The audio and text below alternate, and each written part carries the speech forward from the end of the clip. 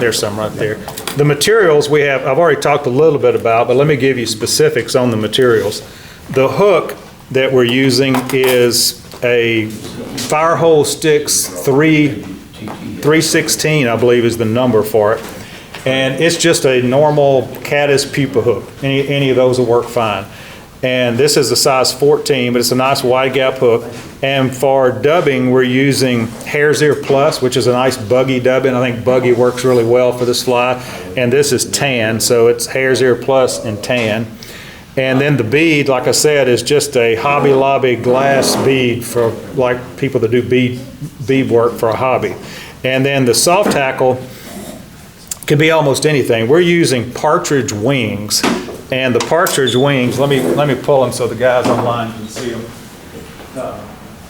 The only place that I know that sells these is Feathercraft. And the nice thing about them is they have some really nice color to the feathers. And these are like $7.95 a pair. You can buy bags of partridge hair, but it's almost a waste of money because you get a bag of partridge hair and you've got a dozen usable feathers out of it. It's just really a lot of junk feathers. The other thing that's really good for soft tackle, and it works well for this fly also, is this hen saddle patch like this. This is a Wapsi hen saddle patch, and it's really nice feathers. But they go down to 14 at the bottom, and this is all too big to use for much else. So about 14 is about as small as you can, really 12 and 14. These, kind of 12 and 14 as well. The way you want to size your soft tackle. Yeah, you muted on Zoom? No. Okay, that's all you coming up there.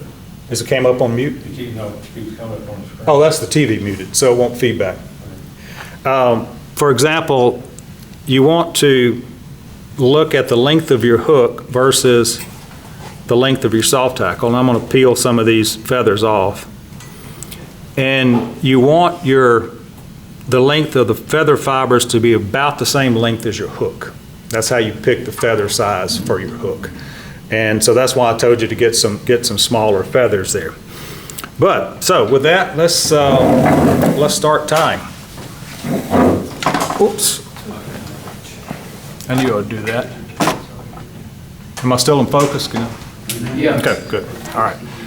I want to make sure it shows all of my mistakes. So the first thing to do is to put that little small glass bead on the hook and then put the hook in your vise. And the ends of the holes are the same on both sides of the glass bead. And this is one of the more challenging pieces of this fly. All right.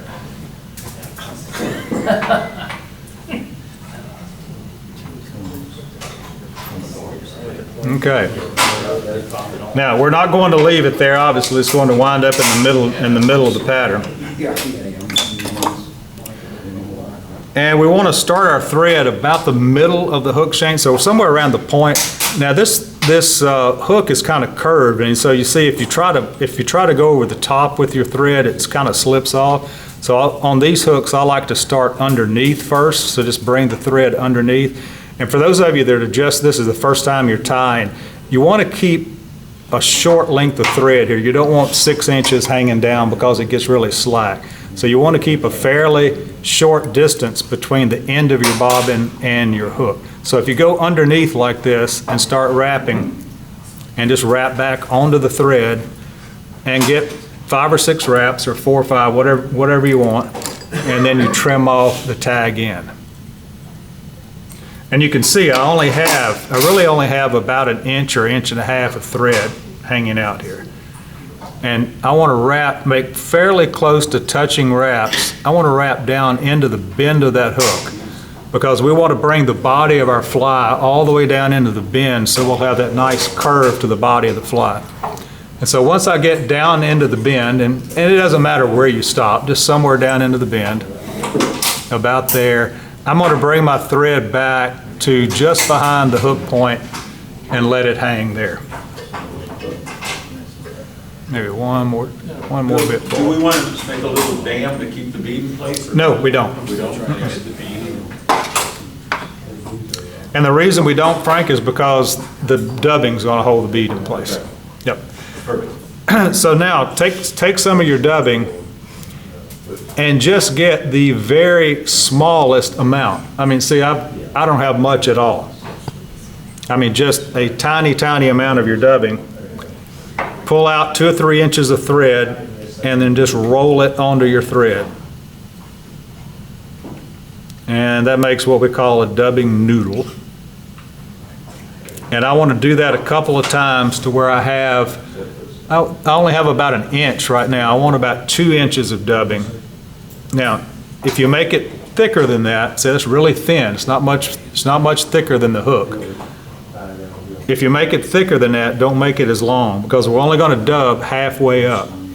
And again, I take just the smallest little pinch of this, just a tiny pinch of it.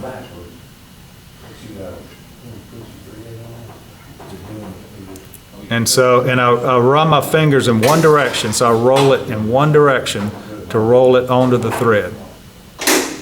And if you need to moisten your fingertips, I don't think dubbing probably doesn't have anything except in California that causes cancer. So you've got a small dubbing loop here. I'm sorry, not dubbing loop, small dubbing noodle, just a little thin. See, not much bigger than the hook. Okay?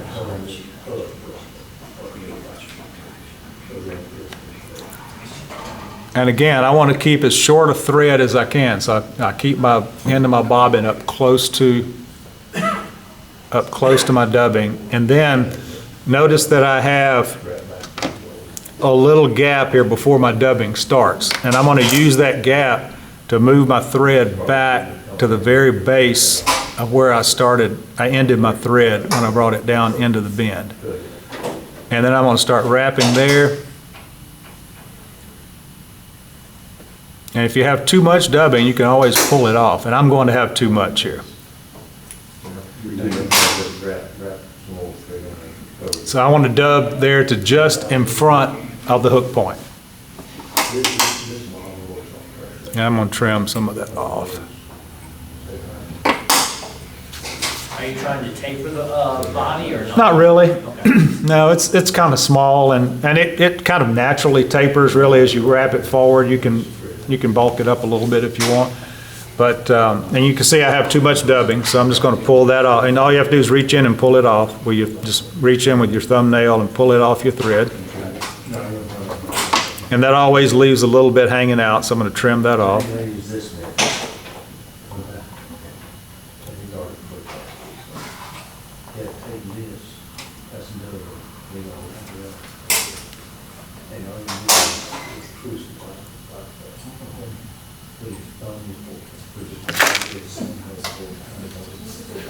Again, very bushy. Now, at this point, I'm just going to make a few thread wraps right in front of where my dubbing stops. When you roll it, you kind of make it stiff.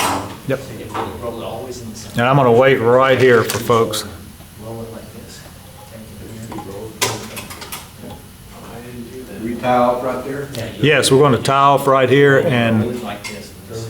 cut our thread. And sometimes it So I'm going to whip finish here. sometimes I'll hold one end of it, and then it kind of holds it in its place. And see, it looks kind of messy there, but that's okay. The buggy fly, and then we're going to shove our bead back in position.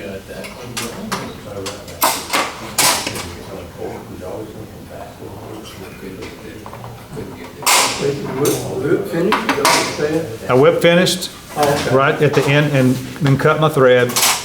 And see, I don't have any thread on my hook right now. And we'll take a short break here, let folks kind of catch up.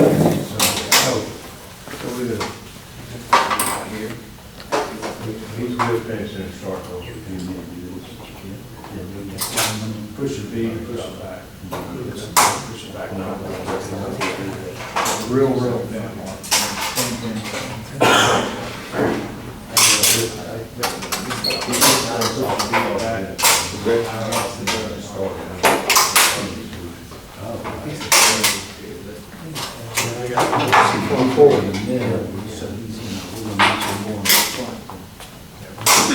You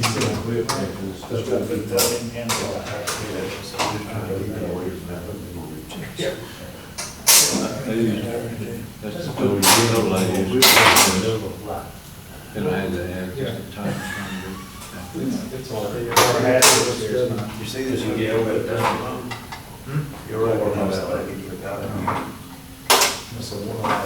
Tiemco 200. Yeah. But that's not what the one you gave me is. Yeah. It's not as bad as that. Yeah, it's not the same box. Did it really?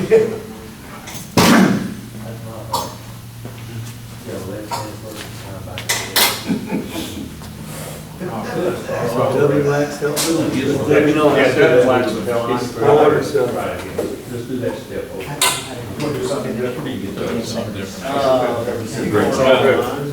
I get frustrated when it just keep doing That's fine, keep going. It's all good. It's supposed to be the same. It was 0 degrees. Okay, next step, we're going to start our thread again. Going to restart our thread. I've shoved my bead back against my dubbing. And notice I have about, probably 2 eye lengths between the back of the hook eye and my bead. And that's about right. We don't want to crowd the bead too much. And again, holding my thread right in front of the bead, a little bit forward, under the hook. And I wrap my thread back to the bead and then trim the tag end off.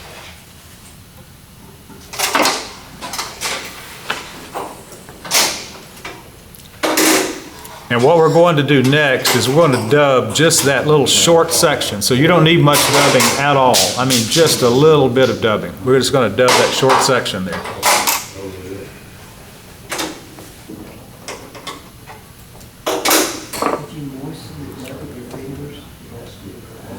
So I'm going to take just the tiniest bit of dubbing there. I mean, I've only got, see that much. Just the tiniest bit.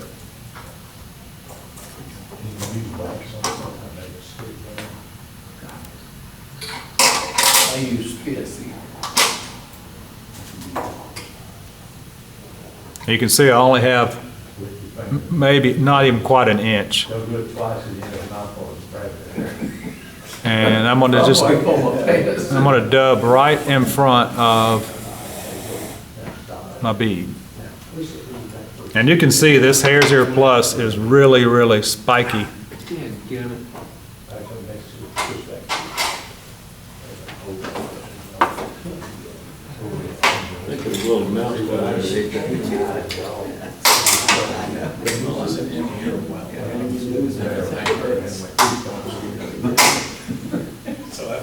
Best luck as you go get another one. Listen. Stand down on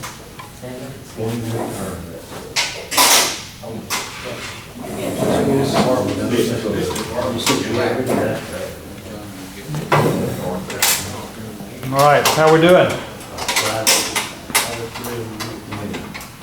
We go ahead and tie that off. No, we're going to tie soft tackle in next.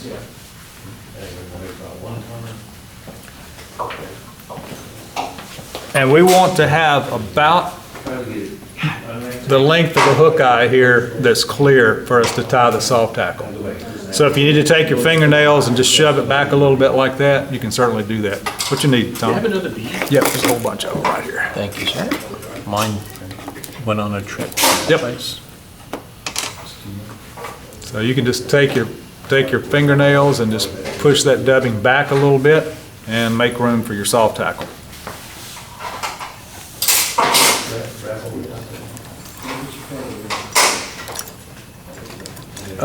Tom needs some hackle pliers. Let's see. Here you go, Tom. Okay, that's fine.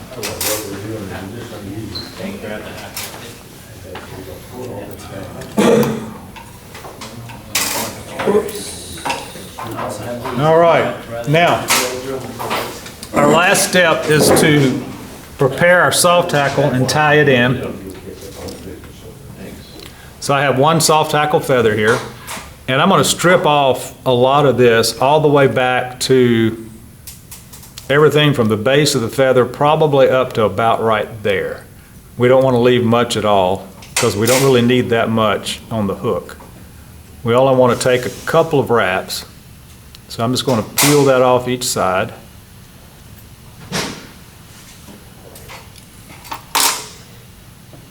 And you can see that this feather matches that hook pretty well. It's about the same length as the hook shaft.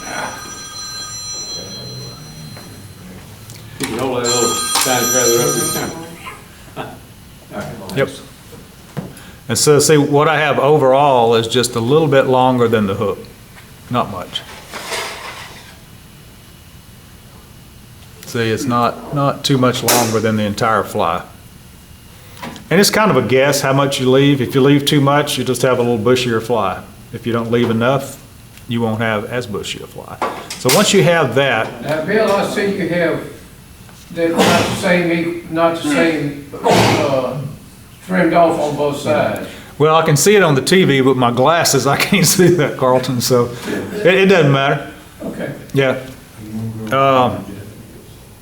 Let me see if I can fix that on. Let's just grab a couple more. There, that's close enough. Here, ladies and gentlemen. There we go. I guess. Yep, there we go. They're good? Now, Carlton's there. Don't do any more. that's it. We'll get all stripped off here.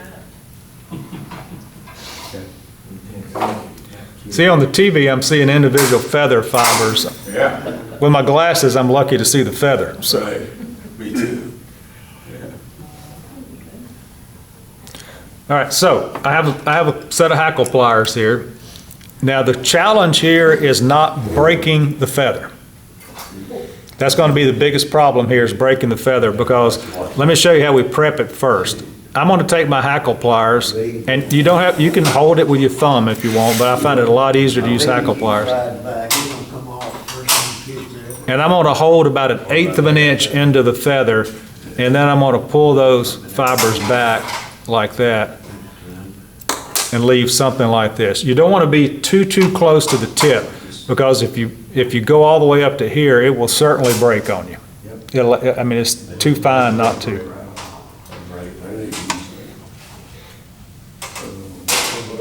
And so you want something that looks kind of like that, with a little triangle in the front.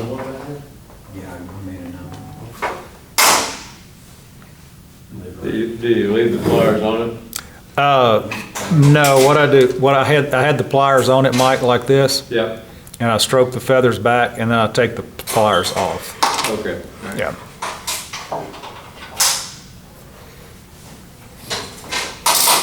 Now, what I'm going to do here, and this is kind of a technique to keep from breaking the feather.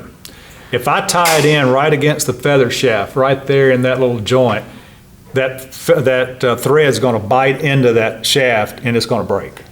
So what I'm going to do is put a couple of loose wraps there. They're not like hanging loose, but they're not real tight. And then I'm going to pull my feather back to where my thread is up in this area. And that way the thread's wrapped around the feathers and not just the shaft of the hook. And so then what I'll do is, in order to accomplish that, I'm going to trim that, about half of that off. So I've got that left. So I'm going to start my thread here, right at this little gap, and then I'm going to pull it to my thread is up in this area.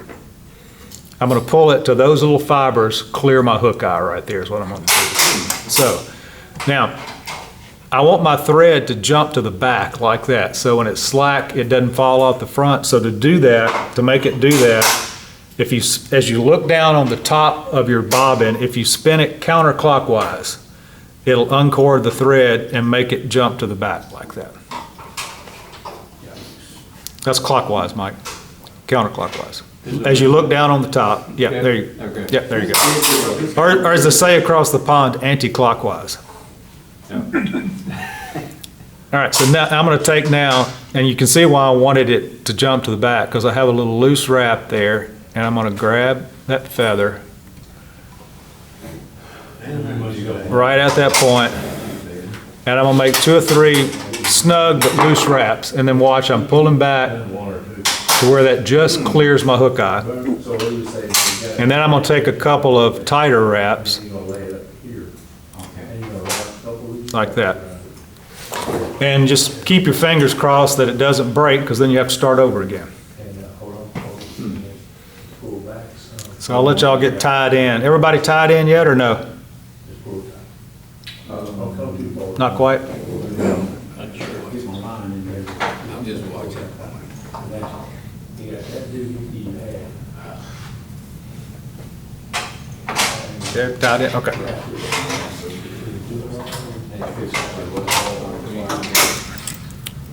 Now, I'm gonna put my hackle pliers on the end of the feather. And I, notice I have no tension on the feather, none. And I'm gonna make a wrap around the hook shank. And then I'm gonna gently, I mean, this is like kid gloves here. I'm gonna gently grab the feather with my fingers and hold them to the rear as I wrap, just like that. Hold them to the rear as I wrap.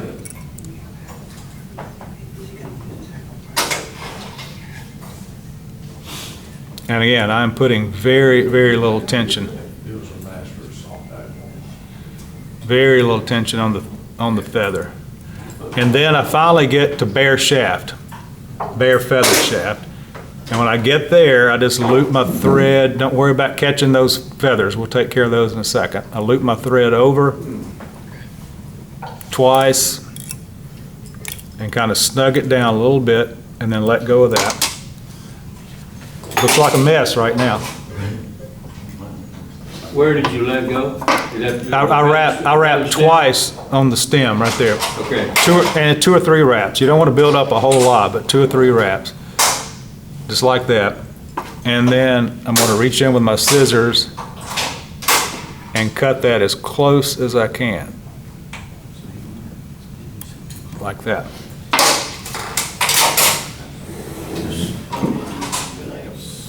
So after you wrapped it a couple times, you tied in? I wrapped the feather until I got to the bare feather Three and one. shaft. Okay. And then I looped the thread over the bare feather shaft and tied it in there. Now, if you left too many feathers, Ronnie, you can always tie it in. After making a couple of wraps, you can tie it in. You don't have to wait till you get to the bare stem. You can go ahead and tie it in if you want.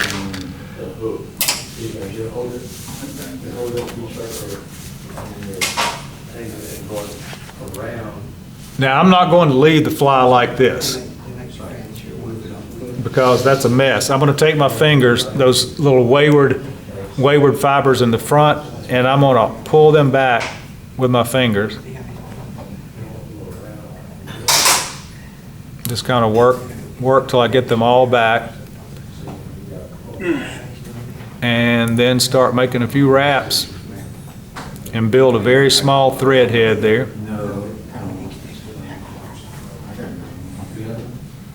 And then whip finish, or half hitch.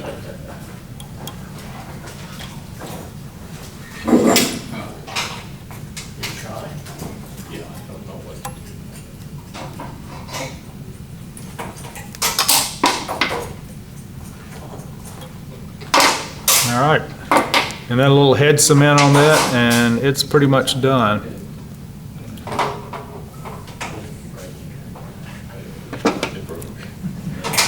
I like to brush my soft hackle back a little bit with a toothbrush.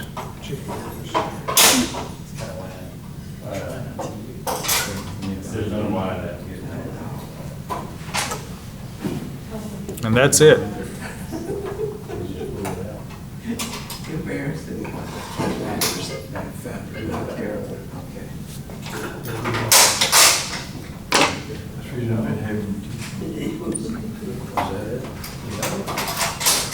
He can look at a big thing. I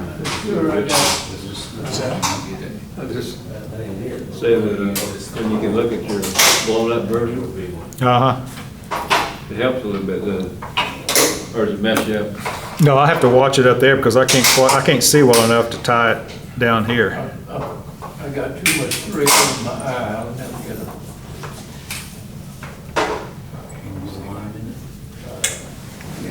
All right, we'll finish this one up and start another copy. I use what? A lighter? I tried to trim a hackle with a lighter. Had to start out, okay. It was like, boom, no, it just, Well, that was the piece that was tied when we, I had to cut it again. I had to redo it.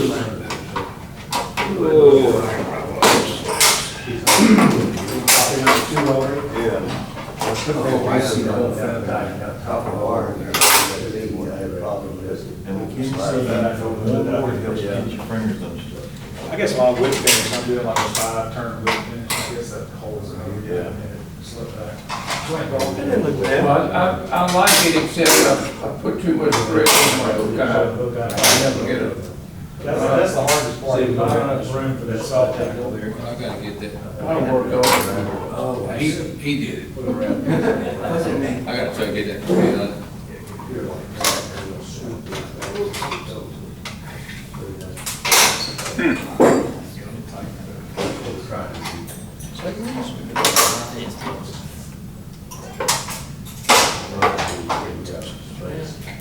Take my second one. You wanna try to keep it all there.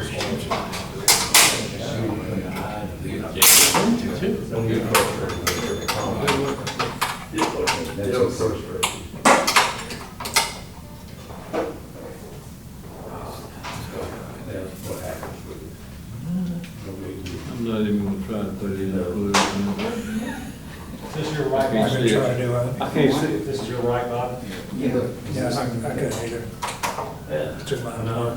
Worse than the first one. Okay. Starting over. Oh, you go. This one, I can't keep it. Yeah. This one. This one is just tension. One of these. Oh, yeah. Oh, I might be able to put it in there.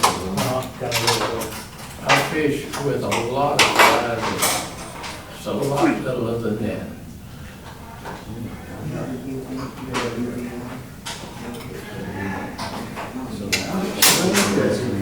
This is what I don't.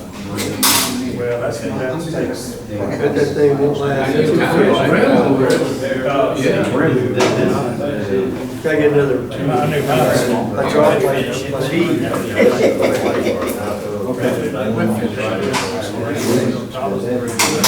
The guy showed me how to do it by hand, and I. One more bead, drop it. I think it's easier, right? Right, yeah. I knew a pretty famous salt buyer in Florida. Yeah.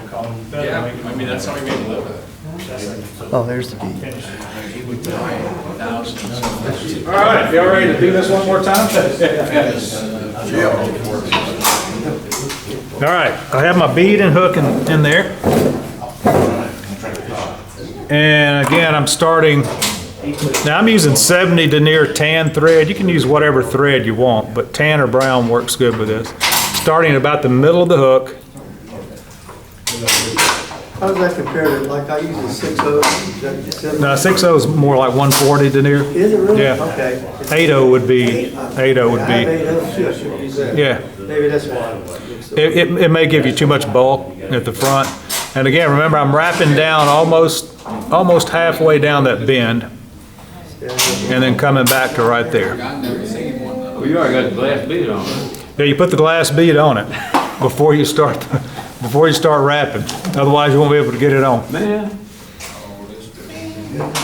That's a critical piece. Tell us twice. That's a critical piece, Mike. And again, use just the slimmest piece of dubbing, just a little wisp of dubbing there.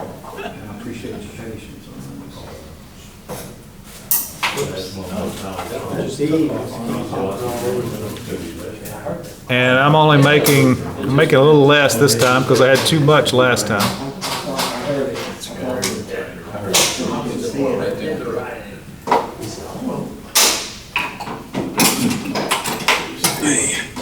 I have about 1.5 inches that I'm going to try this time. So I've got a really thin dubbing noodle, about 1.5 inches. And again, I take that bare thread so I can get down to my starting point. And I start dubbing right there.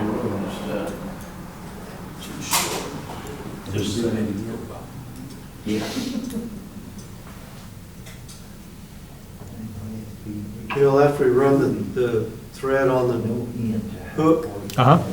we bring it to the back before we put our dubbing on? Bring it about up to around the hook point. Okay.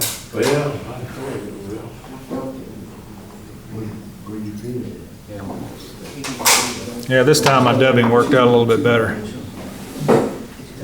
Yeah, just maybe 70 in here. Oh, you're fine. It's messy looking. I was really aggravated when you cut it. It's a buggy fly.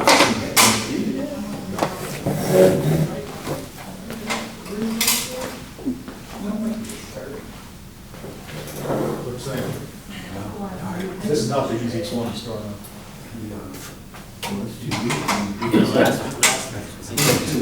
Yeah, the last time I ended up tying 4 of those while I was here.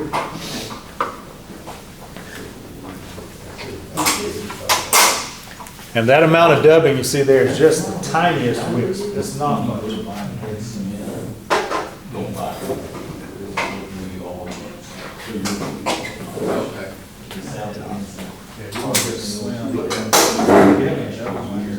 Now I've got some ordered. It's not sticking.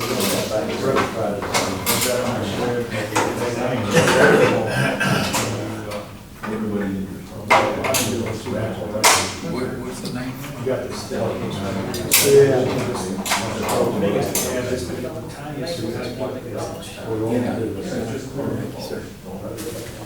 And then roll it hard, so when you roll your dubbing hard, it gets a small noodle with it.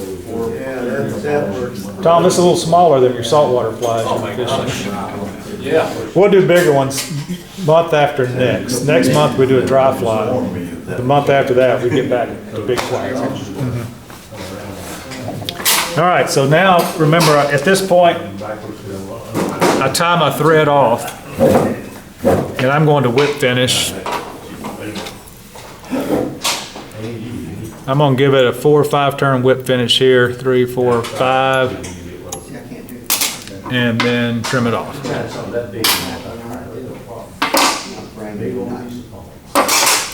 Now I'm going to push my bead back, and I need to make sure that I have at least 2 eye lengths in front.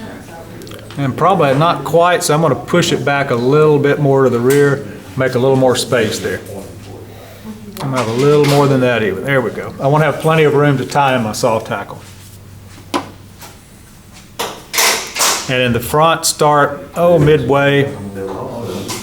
Get back there, bead. Right back to the bead and tie off.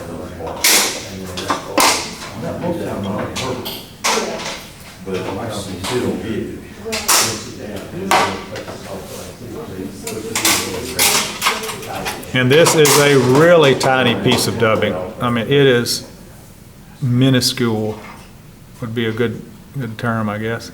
You start back at the bead and work forward. Yeah, and I'm really gonna, Ronnie, just make kind of make just a thick collar right in front of the bead. Okay. So I'm gonna wrap this just right on top of itself because I want it at least as thick as the bead. Did you tie that knot in front of the bead? I tied another knot, I retied in front of it. Because I had cut my thread off behind the bead. But you tied it behind the bead first. I tied behind the bead first, then slid the bead back.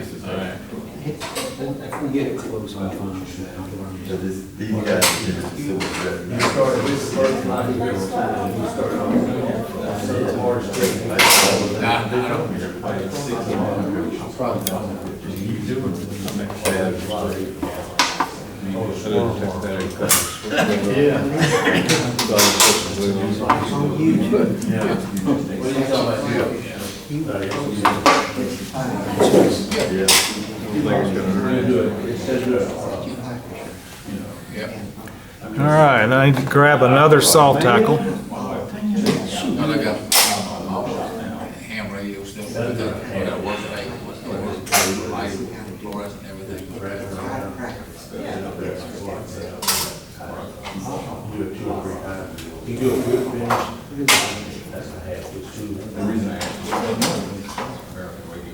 I'm gonna peel my feather back, kind of like I did before, just a little bit longer than a hook.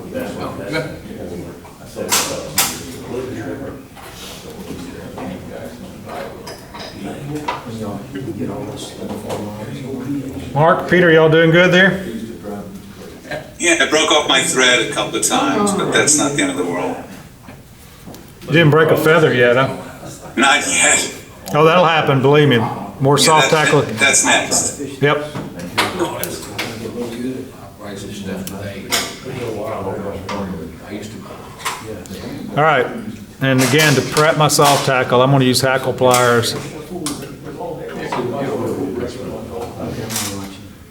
And try not to drop it and lose it.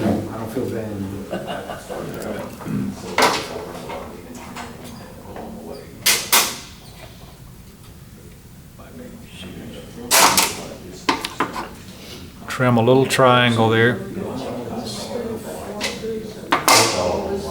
Give my thread a counterclockwise spin.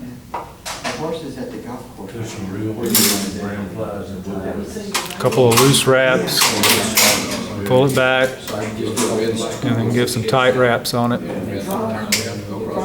take them like to the left. Yeah, right there, right there. That's any great. Okay. There's a couple on there. And again, I'm not using any tension on that feather. We leave our thread in the front. Yep, leave it in the front, right behind the eye. And I'm just sweeping those feathers back each time until I get to my bare hook shank right there. This one's turning out a little neater than the last one. It's a better feather. Get 2 or 3 wraps on top of that bare shank. Cinch it down. Trim it off.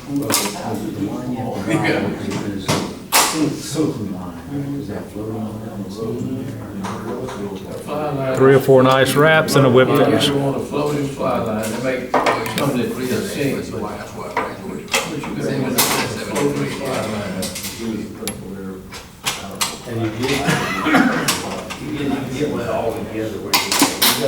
And trim my thread and I'm done.